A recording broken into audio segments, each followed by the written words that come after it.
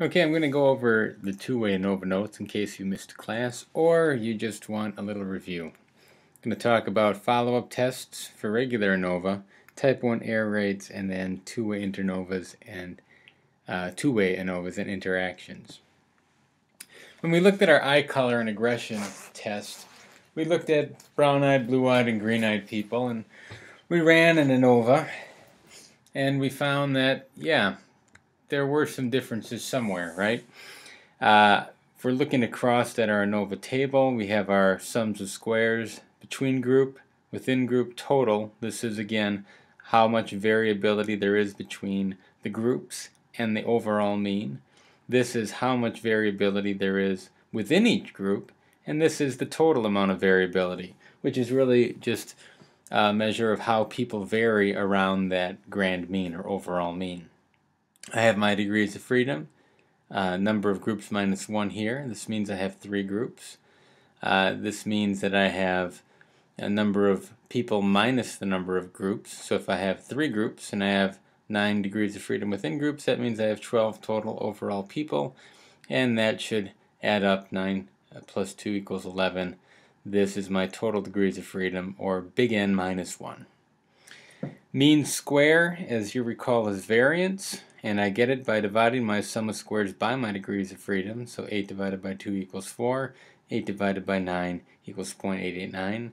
And then my F value, or my F stat, is really just a ratio of the amount of variance that's attributed between groups to the amount of variance that is existing within groups. And so I have 4 times as much of the variance I can attribute to group membership than I can to within group membership. And if we look at our p-value, I have a p-value of less than 0.05, so I would reject the null and say that, yeah, there's a difference somewhere in there. Now, once I know that, I have several different matchups that I can go with. I have blue versus brown-eyed, I have blue versus green-eyed, and I have brown versus green-eyed. And I'm not sure where those differences are. So what I can do is I can run some post hoc tests, and this is what it looks like in the ANOVA software, and I get this kind of output. Now, I have 3 different rows here: blue versus brown and green, brown versus blue and green versus blue and brown. My mean difference here is just the difference between the mean values of the blue and the brown-eyed people. This is aggression again. Blue and the green-eyed people, and then brown and blue, brown and green, and so on. And a lot of this repeats because here I have blue and brown matching here, and here I have brown and blue matching here, so it's the same thing. When I look at my p-values over here, I'm looking for something that is less than 0.05. Right here, again, this is the probability of getting a t-value as big as I got here by dividing this mean difference by my standard error, or bigger if the null hypothesis is true. Because it's less than 0.05, I say that, oh, the difference is between the blue and the green people. Okay, so blue and brown aren't different, right? My p-value there is over 0.05. My brown and green people aren't different, same thing. But my blue and green are different. So that's how I would find out where my differences actually are. Now here's another example. Looking at this, looking at the output, a couple questions I might ask you. How many groups are there here? And you figured that out by looking at my degrees of freedom between groups. Because I have 3 degrees of freedom between groups here, that means that I have 4 groups. 3 is number of groups minus 1. So my number of groups is my degrees of freedom plus 1. If I asked you how many total people, well then you could just add 1 to this total degrees of freedom here, because again, 79 represents the number of total people I have minus 1. So the number of degrees of freedom total plus 1 gives me my total people. If I asked whether or not the variances are homogeneous, you look at the Levene stat. This is a different F value, and it's comparing variances. Because this is larger than 0.05, I say that the variances are homogeneous. They are the same. Okay? Then I can use my regular ANOVA. If they weren't the same, then I would have to use either the Welch or the Brown-Forsyth. If I look at the differences here, and this is a difference in school size, I'm comparing those 4 schools we looked at last week, small, medium, large, and large. I look at my p-values again, and I see that, well, small is different from medium, large, right? I keep going down. I see that medium small is different from large, because that's less than 0.05. And then I see that, once again, medium large is different from small, but I also see that medium large is also different from large. And that seems to be the least likely outcome, and it's the biggest mean difference. You know, when I'm looking at the mean differences between this, for social ability, this is again, for students in these different school sizes, the biggest difference is between the medium-large schools and large schools. And the idea that we had here was that, you know, this seems to be the optimal kind of environment to develop social ability, because there's enough people to give you a diverse experience, but there's not so many people that you can just kind of hang out with the people who are exactly like you, and so on. So that's kind of a review of what we did last week. Now, we talked also a little bit about family-wise error rate. And the question comes up, well, what about false positives? You know, so we're looking at, in the last case, 4 different tests. Well, we're really looking at 4 different groups, but we're looking at 6 different tests. I'm looking at small versus medium small, medium large, and large. That's 3 right there. Then I'm looking at medium small versus medium large and large. That's 2 more. And then I'm finally looking at medium large versus large. So I have 6 total tests that I'm looking at between those 4 groups. And if I set my alpha level at 0.05 for each test, and I test more than one hypothesis, I'm kind of pressing my luck, and I really am going to get at least one type 1 error, again a false positive, more than 5% of the time. The way I like to talk about this is this: suppose you're on Wheel of Fortune, and suppose that, you know, you're doing well, you got $10,000 in the bank. You know, the odds of getting a bankrupt or lose a turn are 2 out of 24, but because, you know, you can kind of aim the wheel and kind of control where it goes, we'll give you a little better odds. And we'll say that the odds of getting a lose a turn or a bankrupt are really only 1 in 20. Now, individually, the first spin probability is 0.05. On the second spin, your probability is 0.05. Third, fourth, fifth, each individual spin gives me that 5% chance of getting a bankrupt. Now, independently, they're fine, but suppose Pat offered you a different deal. You have $10,000, but he will give you $50,000 if you spin the wheel 25 times without getting a single bankrupt or lose a turn. Would you take it?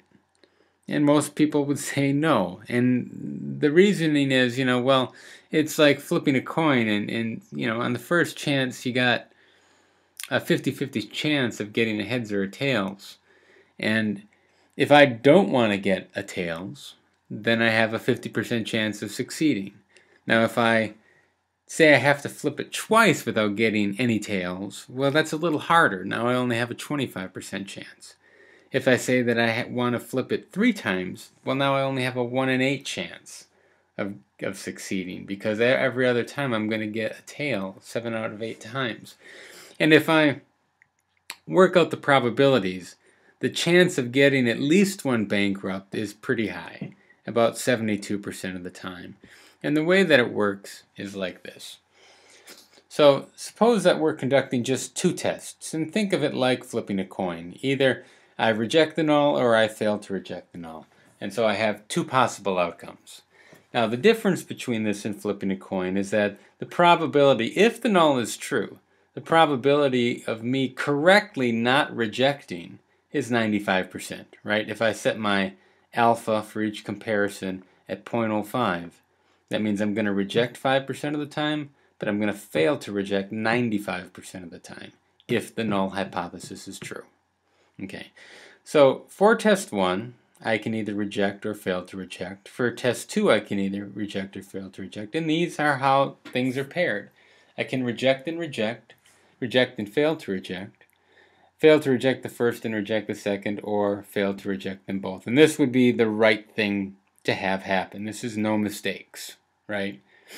And if I look at this, right, well, I have a chance, about a 0.2% of a chance of making 2 mistakes. I have almost a 5% chance of making 1 on the first test. I have also another 5% chance of making the mistake on the second test. And I only have about a 90% chance of doing the right thing in both cases. So now the rate that or my family-wise error here, the probability of me making at least one type 1 error is almost at 10%, 9.75%. And if I want to keep, my false positives, the times when I say that there's a difference when actually there isn't, at 0.05, well, then I have to do something else about it.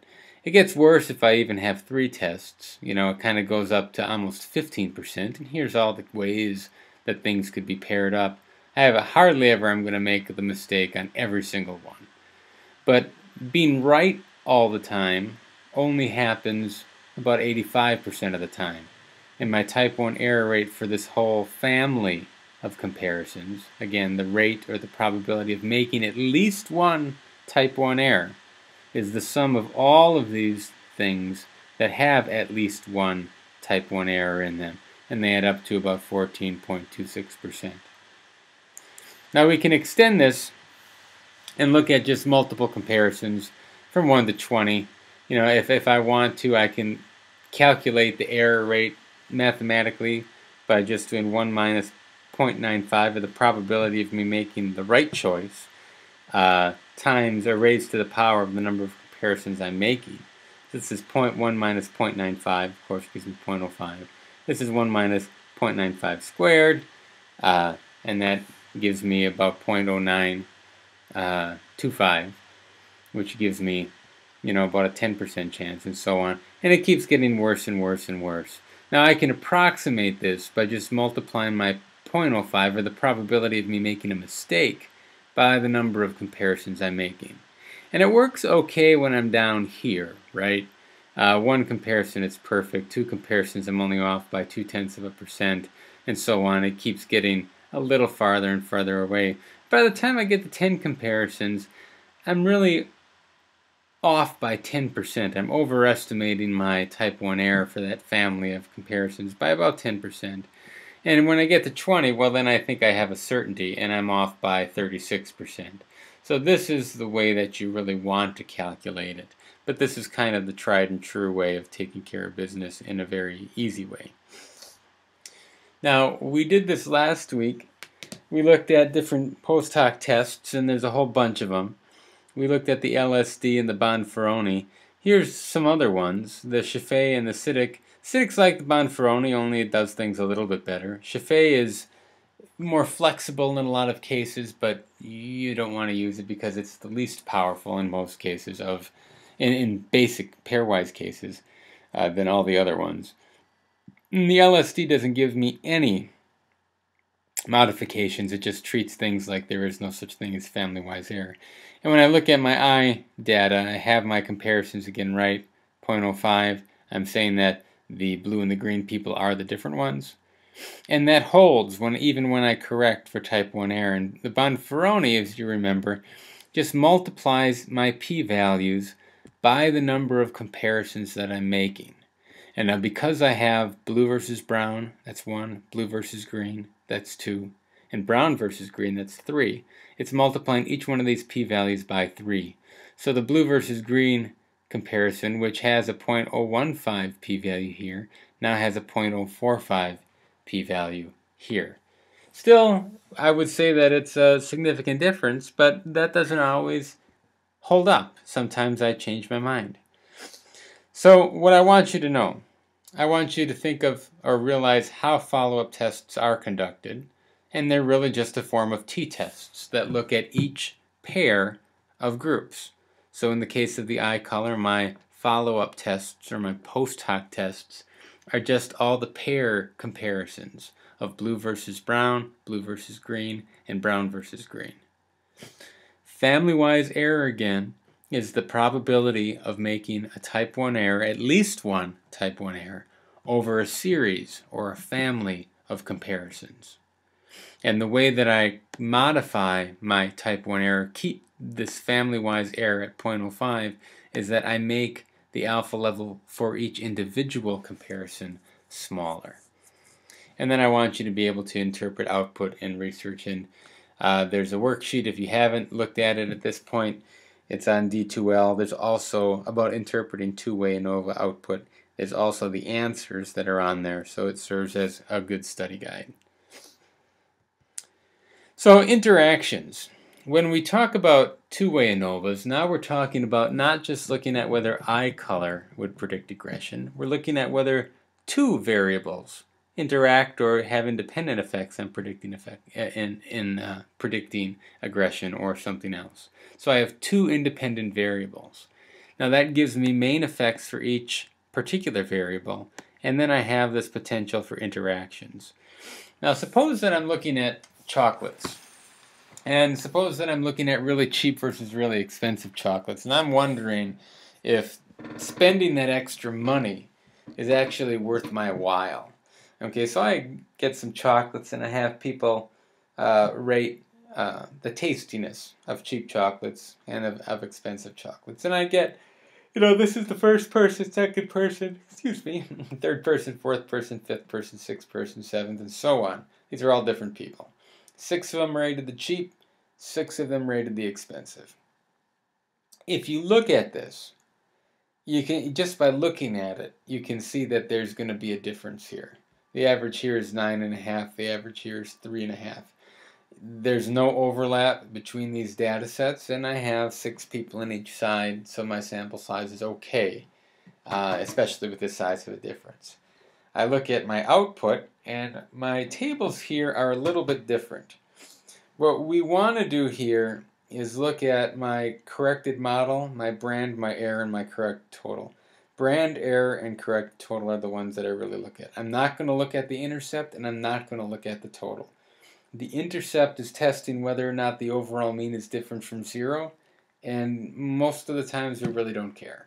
So we ignore that one and we look at the brand, error, and correct total. And the total sum of squares here includes that intercept sum of squares, so we don't want that. So look at brand, error, and correct total.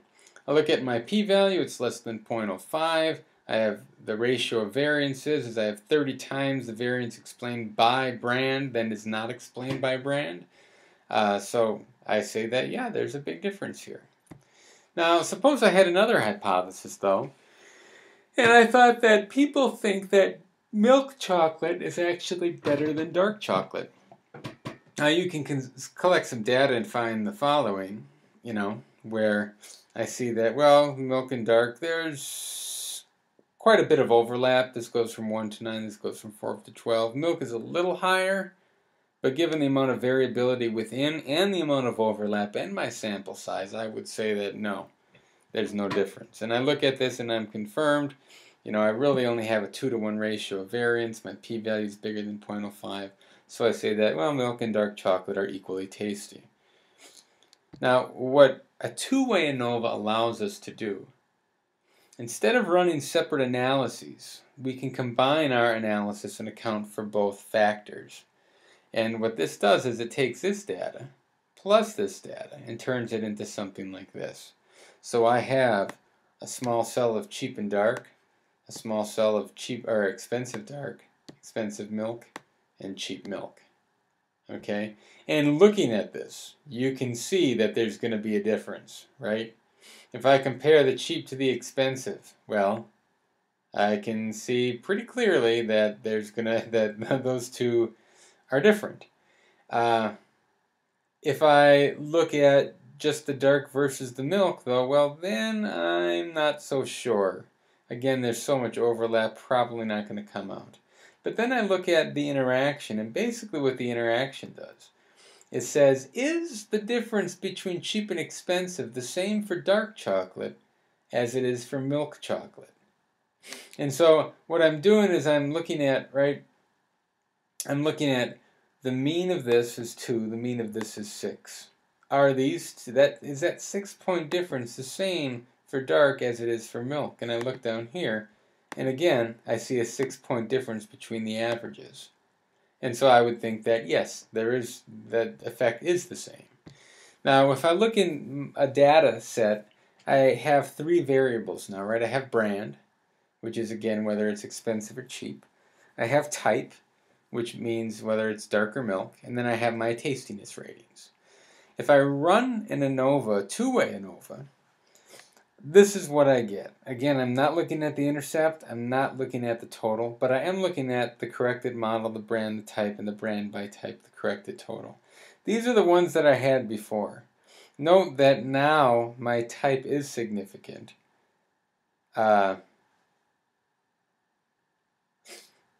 Even though it wasn't before, because I'm factoring some of the variability out due to the brand effect. When I look at, well, I guess looking at differences of everything that's changed, this is my original stuff right here. And I had in my brand, right, my sum of squares for brand was 108 and my error was 35. I divide those right, I get my 30. We said there was a difference. In this case, I have type and then I have my error. Notice my sum of squares total is the same, right, because it's the same numbers. Corrected total is 143, 143. In this case, type only accounted for 27%, or 27 out of the 143, and I couldn't explain the other stuff. Well, when I put those together, what happens is, right, the F-test is always looking at the ratio of what's explained here to the ratio of what's not explained in my error. And the big difference that I have, particularly for my type, is that yeah, my sums of squares for type hasn't changed, but my error has. Because 108 of this value, of this 116, is actually due to brand. And now I've accounted for that.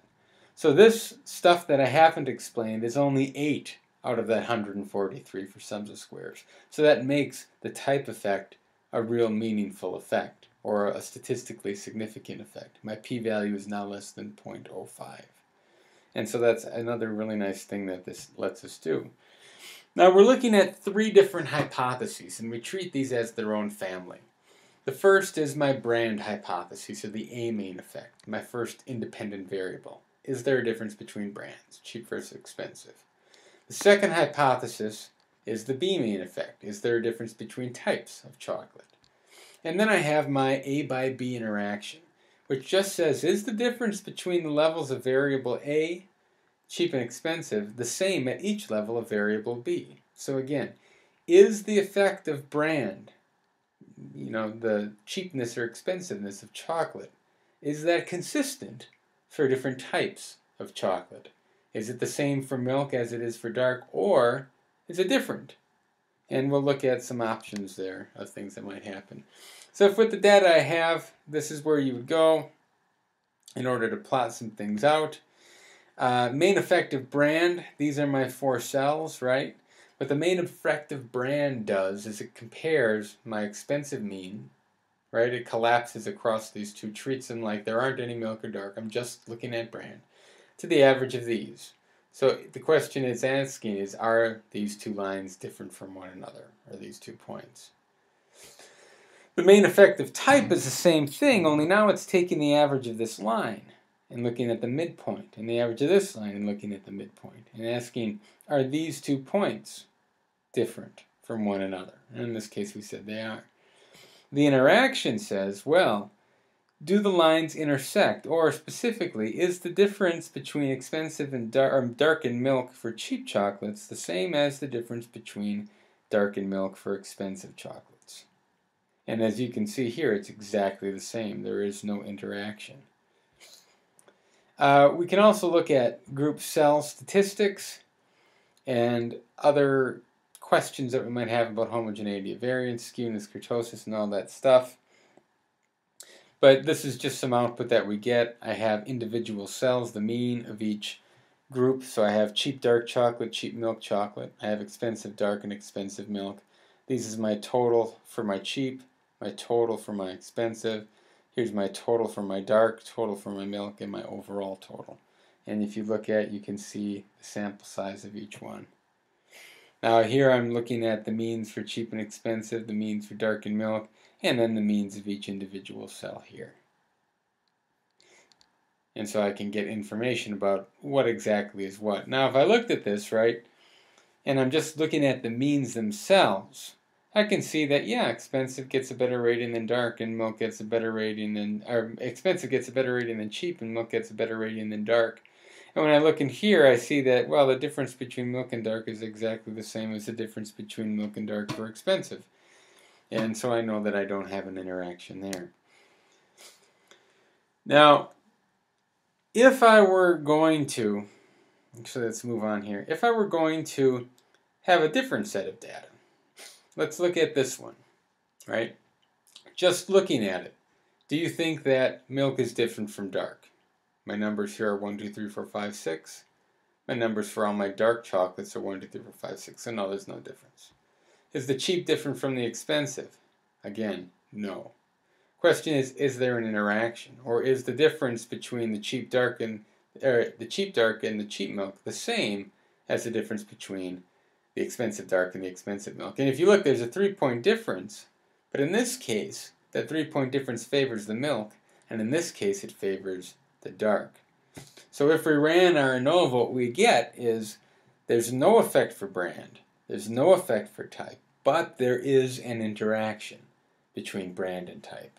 In other words, there are a difference between, in other words, these two variables, cheap and expensiveness, matter. But when you look at them in a very simple way, you don't see what's going on. And it's one of those things where, you know, if you were a counselor, because some of you are going to be counselors, you know, the right therapy, whether or not a therapy has an effect depends on a lot of things. Maybe it depends on whether the person is a man or a woman. Maybe it depends on the type of disorder that they have. Maybe it depends on the relationship between you two. Maybe it depends on the age of the client. But if I'm just looking at, is a treatment effective, and I try to give it to everyone, well, I'm probably going to come away with the idea that it's not that effective, because there's so many other variables that matter in determining the effectiveness of a therapy. And the same goes for speech therapy. The same goes for instructional styles or instructional interventions. The same goes for just about everything in the world. When we try to explain things, it's better to include as many variables as we can, without getting crazy, of course, because that allows us to see all the conditional probabilities that exist, all the, well, it depends that exist. Because what the right thing in any situation is depends on what that situation is. Some other examples of interactions. We have, this is kind of your ideal interaction where they're perfectly crossing lines. There's no main effects in either way. But interactions can also look like this, where again you have the crossing lines. They don't even have to cross in this case. But if you look, the difference here is not the same as the difference here. Sometimes you'll have no difference under one variable. Say that for the cheap chocolate, it didn't really matter what you ate, they were all terrible. And for the expensive ones, it only mattered that whether or not, you know, it was milk, and the dark was still bad. And then in this case, you have a situation where for cheap chocolates, milk and dark are both great, but then when we get expensive milk chocolate, it kind of stinks.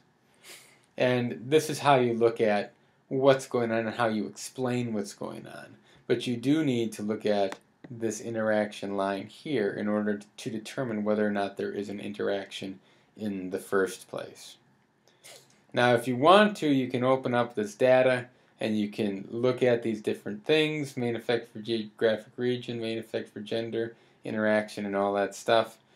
There's another way that we can look at things where each factor has more than 2 levels, and in some cases, like the school size stuff that we're going to look at, I can have more than just 2 levels. You know, I could go with dark milk and white. I could go even just with dark and change it into what percentage of cocoa I have. I can have different ranges of expense. And so I can make this as complicated as I want. And the idea here is that the output doesn't really change, right? I'm still looking at my 2 main effects and my interaction.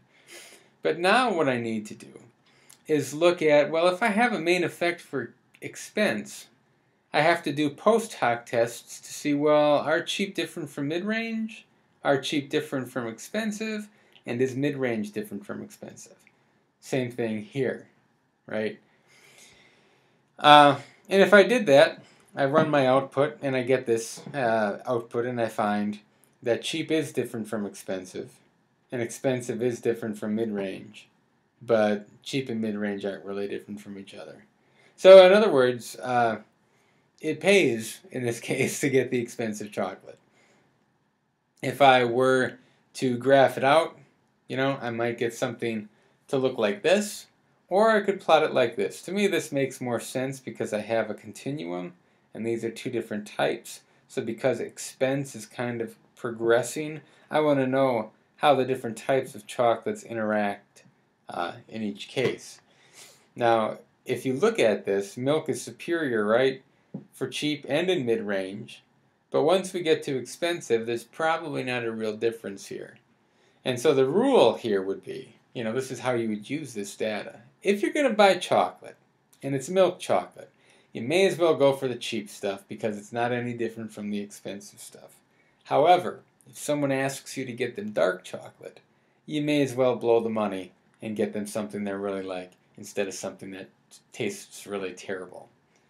You can also flip it around like this, and this is just a comparison if I were interested in, well, is dark ever better than milk?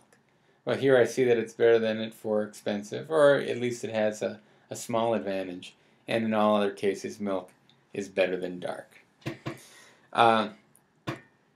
Take a look at the output on D2L in the Two-Way ANOVA worksheet and look at the answers. And if you have any questions, email me or meet with me sometime next week. I won't be in on Monday, but I will be in on Tuesday. And and I'll be around on Wednesday, but I have meetings and teaching, so it's not a very good day. I'll also be in on Thursday, so if you have a question on Thursday next week, you can also see me then. All right. Good luck. Let me know if there are any questions.